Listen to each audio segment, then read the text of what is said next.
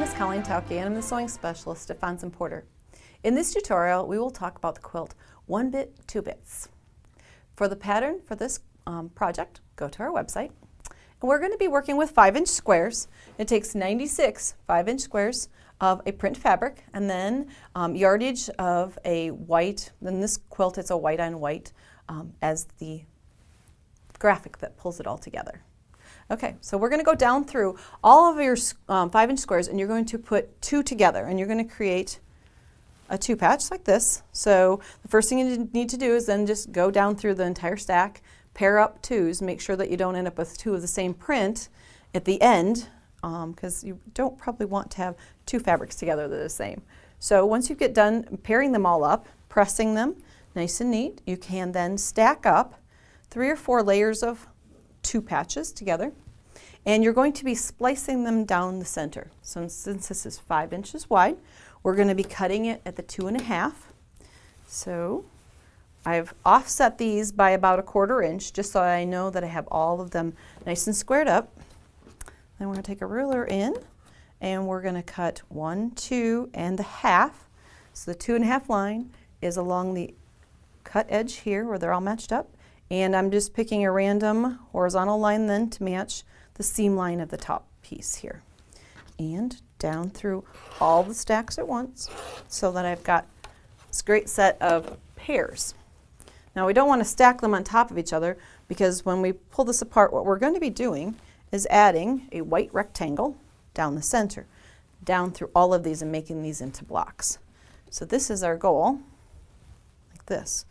So I'm going to take these 2 pieces and I would take them to the sewing machine and add a 1/4 inch seam down through here, press, open that so that the seam allowance goes towards the white, and then come back and pick up its mate so that everything matches.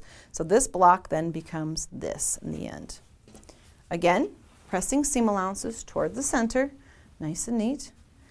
And when you're working with that, then you can also see when you add the second side, the little way to keep track that makes sure this seam goes continuous across and doesn't slide to one side is to match up the seam allowance here with the front face here so that you know when you open this, the seam will look like it's going straight through the block. Okay, so we're going to create down through all of our pairs, we're going to create this block. And then you'll see that we're going to be joining block to block, and then we're going to create rows within our quilt, and there are wider sashing strips that run horizontally across the quilt. So we're going to be adding this piece in here, and again we want these lines to seem continuous as if they weave through the quilt. And in order to do that, we're going to flip our fabric over to the wrong side. White on white can be sometimes of a challenge to make sure that you've got the right side of the fabric, but double check. And you're going to come in and you're going to use a marking tool, and you can make small little like registration marks in the seam allowance. Oops, here we go. So I would mark here, here, here, and then off this one all the way along so that I can match.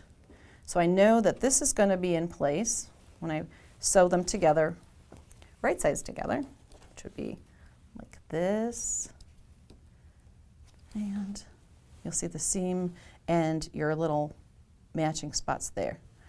Once you've had that side seamed, where are we going to go next? To the other side of that strip, and we're going to put registration marks in again. You want to keep your piecing nice and even all the way across and everything stable so that when you then join this to here, the same thing will happen. The registration marks, if I lay it on, we'll check to see if our piecing is really accurate.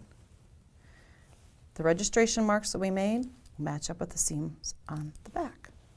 Perfect. And then we would open out, again, pressing seam allowances toward the white because there's nothing for resistance because the seam's here. Everything will want to go towards the white. Create the rows across your quilt, add some white outer borders and a great blue binding, and you've created 1 bit, 2 bit. For more of our video tutorials, visit our website. Thanks for joining me today.